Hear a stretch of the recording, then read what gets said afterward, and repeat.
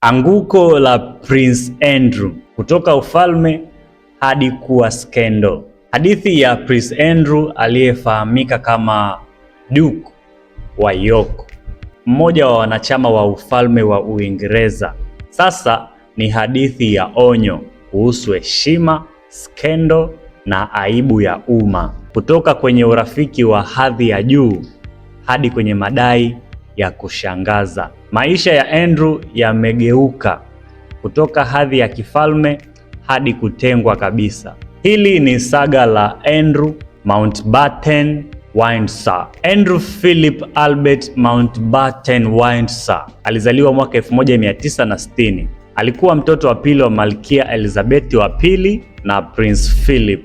Kwa miongo kadhaa alibeba majukumu ya kifalme. Alikuwa na vyeo vya kijeshi na aliuwakilisha ufalme kimataifa, lakini urafiki mmoja ulibadilisha kila kitu. Mwaka 1999 Andrew alikutana na Jeffrey Epstein, mfanyabiashara aliyekuja kufahamika baadaye kwa skendo mbaya zaidi ya uhalifu na ngono kwa watoto wadogo, akitambulishwa na Ghislaine Maxwell, msaidizi wa Jeffrey Epstein. Urafiki huu ulianza kijamii, ila iligeuka kuwa skendo ambayo ilimnyemelea Andrew kwa miongo kadhaa. Mwaka 2001 picha moja iliibuka mitandaoni ambayo ilianzisha anguko la Prince Andrew. Ilikuwa ni picha akionekana akiwa na Virginia Giuffre alipokuwa na umri wa miaka 17 na Maxwell akiwa nyuma yake. Giuffre anadai kwamba Epstein alimpeleka kwa Prince Andrew kwa kumlazimisha, akidai kwamba alilazimishwa kufanya mapenzi wakiwa London, New York na hata kwenye kisiwa cha Epstein.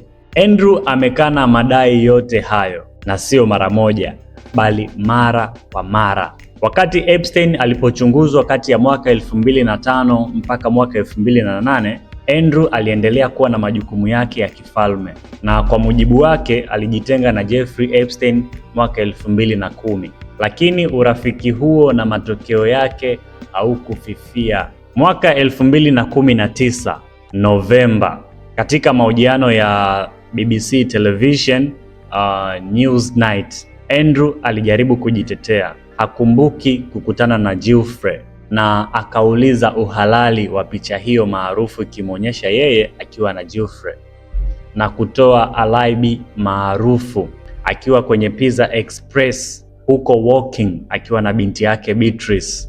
Mahojiano hayo yaligeuka vibaya sana, yakivuta hasira ya umma na kuongeza wito wa uwajibikaji. Mwaka 2021 Giuffre alifungua kesi ya madai ya unyanyasaji wa kingono dhidi ya Prince Andrew huko New York. Kesi hiyo ilitatuliwa 2022 kwa mamilioni ya pauni.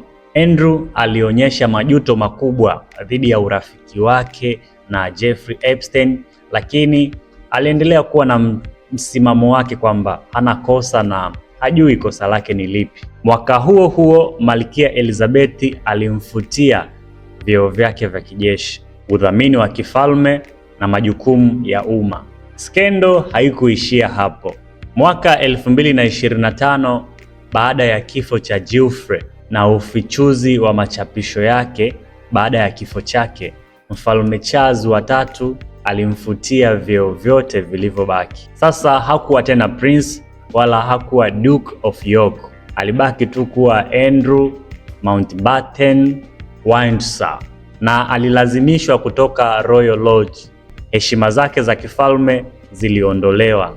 Februari 19, 2026, siku ambayo ni siku yake ya kuzaliwa na alikuwa akitimiza miaka 66, Andrew alikamatwa na polisi huko nchini Uingereza kwa tuhuma za unyanyasaji katika ofisi za umma.